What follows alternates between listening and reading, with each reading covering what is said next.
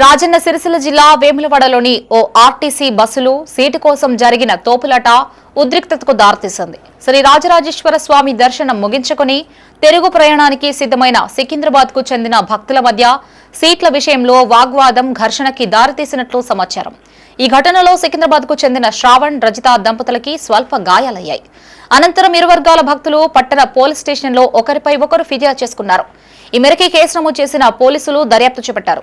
కాగా తమపై దాడి చేసిన వారిపై తగిన చర్యలు తీసుకుని న్యాయం చేయాలని బాధిత దంపతులు పోలీసుల్ని కోరారు.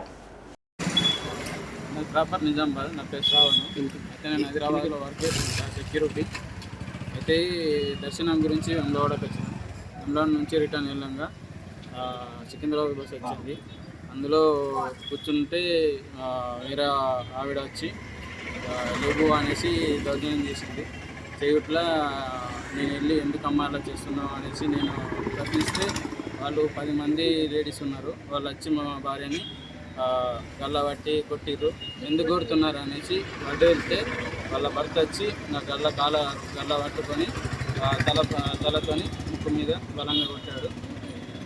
న్యాయం అంటే ఏం లేదు. మా ఆయన కొట్టిండు అతను. అయితే నేను యాక్చువల్గా సీట్లో కూర్చున్నా, తిని వెనకాల వస్తున్నాడు.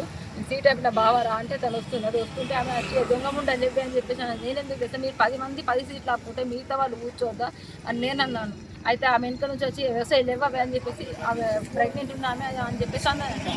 అయితే ఆమె అంటే నేను అన్నా నేను లేవాను అంటే లేస్తావా నాటకాలు దింగుతున్నాను మీదకి వస్తే మా ఆయన అన్నాడు. అమ్మ ఎందుకు అట్లా మీదకి వస్తున్నాను ఇట్లా అన్నాడు.